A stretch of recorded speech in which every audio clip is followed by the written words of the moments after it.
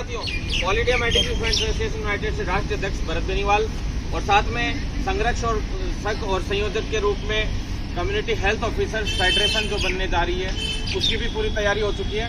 तो CHO federation के संरक्षक के रूप में मैं आप सभी को नमस्कार करता हूं, क्रांतिकारी इकबाल पेश करता हूं और सभी साथी जो यहाँ पे आज आए, इन सभी साथी जो बिल्कुल एक्टिव साथी हैं उनको भी मैं धन्यवाद देता हूँ कि वो इतने क्रांतिकारी सैलाब के साथ यहाँ पे आए और साथ ही इनकी सोच भी क्रांतिकारी। और सबसे बड़ी बात, ये अपने अधिकारों के लिए जागरूक है, ये बहुत बड़ी बात है साथियों। हालांकि अपन ने रात को बहुत लेट वीडियो डाला था, अपन हालांकि पता था कि भी गाइडलाइंस का भी लगभग एंडिंग पे है काम और सारे काम ही एंडिंग पे हैं, तो हम भी नहीं चाहते थे कि विभाग में किसी को ज़्यादा भाई अधिकारी चिढ़ें या नेगेटिव लें, इस तरह की चीज़ें भी हम नहीं चाहते थे।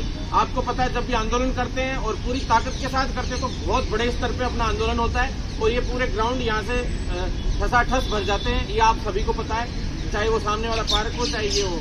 फिर भी आज काफ़ी संख्या में साथी लोग यहाँ आए, सबसे पहले तो इन सभी साथियों को भी धन्यवाद। लेकिन सबसे बड़ी बात यह है कि अधिकारियों ने हमारी बात को सीरियस लिया। हमारी अभी वार्ता हुई है अंदर, काफ़ी सीरियस लेते हुए सारे काम हुए हैं साथियों। सबसे बड़ी बात कि कल भी सेक्रेटरी साहब ने इनको बुलाया था, ये भी इन सबके सामने अभी अंदर वार्ता में काफ़ी साथी लोग गए थे, 8 से 10 लोग गए थे अंदर वार्ता में और काफ़ी देर वार्ता चली, यहाँ धरना दिया, यहाँ पे बैठे रहे NHM MD ऑफिस के सामने भी और जो फाइनेंस के जो वित्त के जो निदेशक हैं अरविंद दीवान जी, उनके चैम्बर के सामने भी धरने पे बैठे। तो लगातार हमारा धरना यहाँ पे चला। इस धरने में मुख्य रूप से सबसे बड़ा फायदा ये हुआ है कि भाई जो TOR गाइडलाइन है, एक बार के लिए अपन उसी गाइडलाइन के लिए बोला है हमने कि भाई चलो गाइडलाइन में अगर आपके एंटाइड फंड गाइडलाइन का इशू क्रिएट हो रहा है, क्योंकि उसमें कई दिक्कतें ये आ रही है कि वहाँ पे जैसे एंटाइड फंड गाइडलाइन में साथ में किस किस को लेना है, जैसे कोई भी सब सेंटर के अंदर बाई चांस भाई अभी पहले भारत सरकार की गाइडलाइन के अकॉर्डिंग तो हमने यही बताया इनको कि भाई पूरा का पूरा अधिकार CHO का होता है, एंटाइड फंड गाइडलाइन के हिसाब से जो फंड होता है उस पर भी, और वो ही उस तरीके से उस पैसे को पूरे को खर्च करता है और सारी चीज़ें उसी की देखरेख में होती है। तो जो भी साथ में उसके साथ जिन जिन लोगों की भूमिका रहेगी नहीं रहेगी, ANM की या किसी की भी, तो उसका भी अभी तक पूरी तरह से स्पष्ट नहीं हो पाया। हालांकि इन्होंने पहले बना दी थी, लेकिन पहले इन लोगों ने जो बनाई थी, मैं आपको बताना नहीं चाहता, उसमें थोड़ा सा नेगेटिव चला गया था साथियों, जिसकी वजह से ये गाइडलाइन को अपन भी नहीं चाहते थे कि इसमें एक बार संशोधन हो और उसके बाद ही आए। तो साथियों इसलिए अपन लोग लगे हुए थे इसमें। तो अपन ने ये कह दिया अभी कि भी एंटाइड फंड जो गाइडलाइन है उसको आप 5-7 दिन में पूरा निर्णय ले लीजिए, भारत सरकार से इंस्ट्रक्शन ले लीजिए।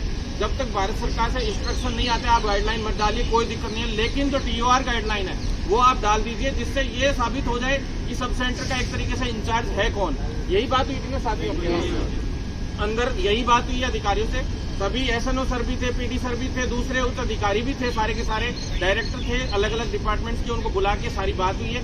साथ ही इसमें सबसे बड़ी बात है, ये तो TOR गाइडलाइन की है, तो TOR गाइडलाइन के लिए तो ये तैयार है कि भाई ठीक है, जब मंत्री जी से 7 से 8 दिन पहले अप्रूव्ड हो चुकी है गाइडलाइन, तो इनको निकालने में दिक्कत ही नहीं थी। और TOR गाइडलाइन का छोटा सा वो संशोधन है तो वो करके जल्दी से जल्दी कर देते, कोई दिक्कत नहीं। तो अब एक बार के लिए TOR गाइडलाइन जारी हो रही है साथियों, 1-2 दिन में TOR गाइडलाइन जारी हो जाएगी। तब तक भी हम यहीं एक्टिव रहेंगे और हमने ये भी कहा है कि अगले मंडे या ट्यूसडे को 100% वापस घेराव करेंगे। अगर ये गाइडलाइन अगले बुधवार से पहले हम प्रदर्शन वापस करेंगे अगर ये गाइडलाइन जारी नहीं होती है तो। हर हाल में गाइडलाइन जारी करने के लिए इन्होंने हमें 100% श्योरिटी दी है। पहले PD साहब ने कभी कहा नहीं था, अतिरिक्त प्रभार के रूप में जो संभाल रहे हैं सुरेश जी, उन्होंने स्पष्ट रूप से हमें विश्वास दिलाया है कि हर हाल में खुद मैं फाइल ले जाके और सेक्रेटरी साहब से अप्रूव कराए लाऊंगा आपकी, लेकिन आप लोग चिंता ना करें, ज़्यादा वो टेंशन ना लें। दूसरी चीज़ साथियों, इसके अंदर जो पैसा अभी सैलरी का है तो 4600 के करीब साथियों की, 4600 बताई देंगे, 4600 के करीब साथियों की सैलरी आ चुकी है। और जो बचे हुए साथी हैं उन सबकी भी सैलरी जो कुछ एक ब्लॉक्स में नहीं आई है, जिन ब्लॉक्स में नहीं आई है उनकी भी सैलरी 3-4 दिन के अंदर, इस वीक के अंदर हर हाल में सबके अकाउंट में आ जाएगी।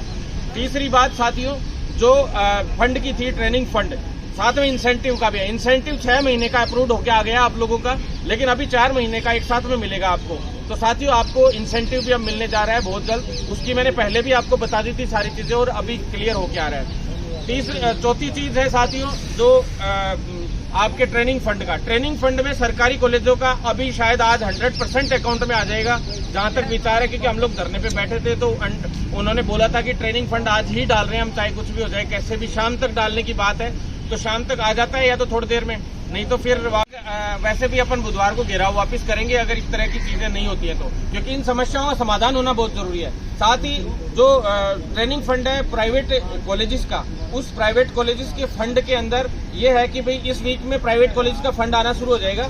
जिन जिन कॉलेजेस की डिटेल्स आ गई और वेरीफाई हो चुकी है उनका इस वीक में 100% आ जाएगा, क्योंकि ट्रांसपोर्ट चला गया है, आप लोगों को पता होगा ट्रांसपोर्ट का पैसा चला गया है। लेकिन प्राइवेट कॉलेजेस का अभी तक रोका हुआ है, क्योंकि जिन कॉलेजेस ने डिटेल नहीं भेजी उनका अभी कोई भी ट्रांसपोर्ट हो चाहे कुछ भी हो, सब पैसा रुकवा दिया गया है। जब तक वो आप लोगों की डिटेल्स नहीं भेजेंगे, उनको ट्रांसपोर्ट हो चाहे वो जो उनकी ट्यूशन फीस या जो भी मिलना था उनको, वो भी नहीं मिलेगी।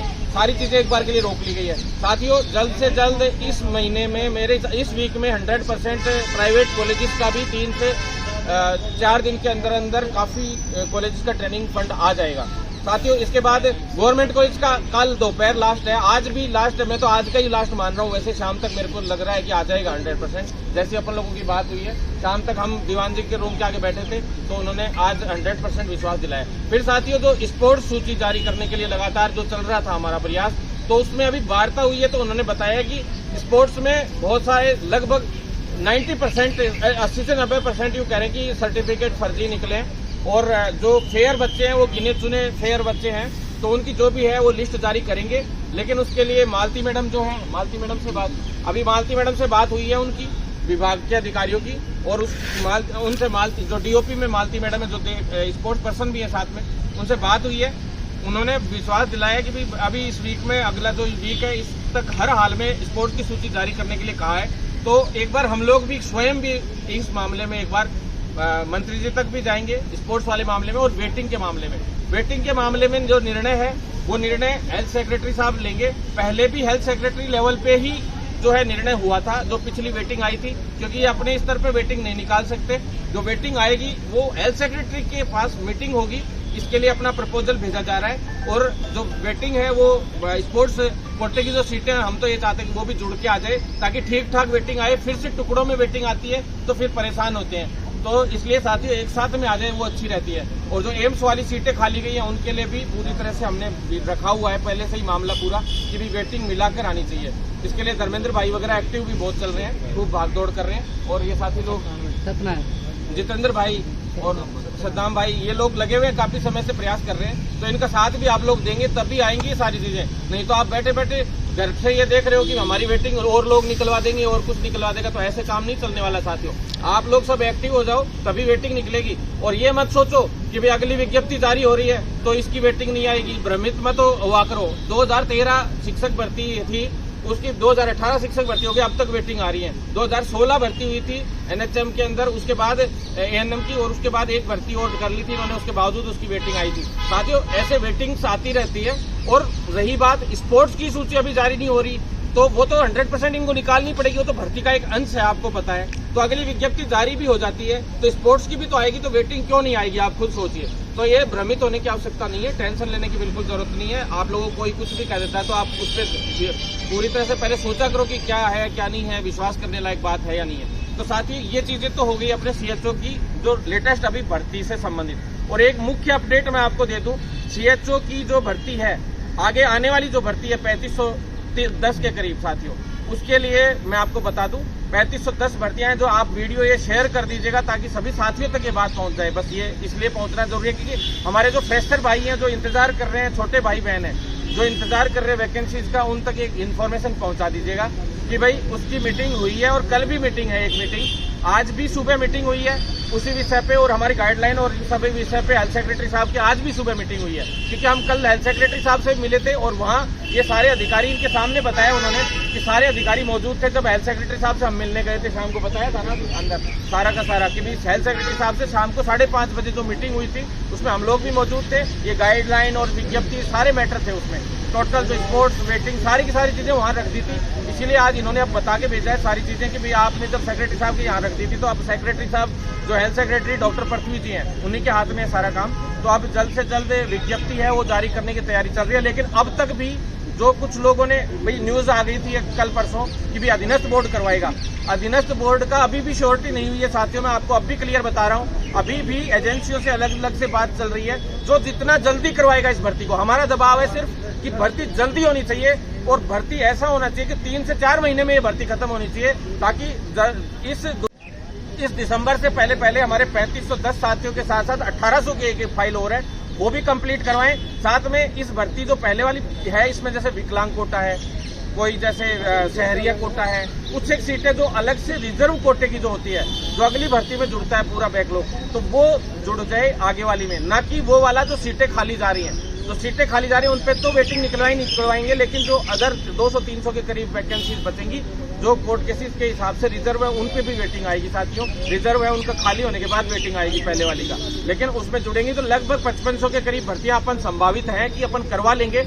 लेकिन आप लोगों को ये ज्यादा सोचने की जरूरत नहीं है, लेकिन एजेंसी जो है वो जल्द से जल्द डिसाइड होगी। एजेंसी डिसाइड जब तक नहीं होगी तब तक विज्ञप्ति का प्रारूप नहीं बनेगा। विज्ञप्ति का प्रारूप बनना बहुत अहम होता है। विभाग उस एजेंसी को विज्ञप्ति का प्रारूप बना के भेजेगा और वो जो रोस्टर चार्ट है वो आप लोगों के सामने आ गया था कि किस एससी को कितनी सीटें गई है, एसटी को कितनी गई है, जनरल को कितनी गई है, इस तरह से पूरा चार्ट बनता है। वो पूरा चार्ट है वो पूरा का पूरा इसमें डाला जाएगा और डाल चुके हैं पूरा, और वो भी भेजा जाएगा वहाँ पे। तो साथियों जल्द ही एजेंसी को भेज के विज्ञप्ति जारी होगी, आप चिंतित ना हो। और सभी साथी जो ये यहाँ पे मौजूद है, इन सभी साथियों का मैं तो ये कहता हूँ आगे आप लोग भी साथ दें।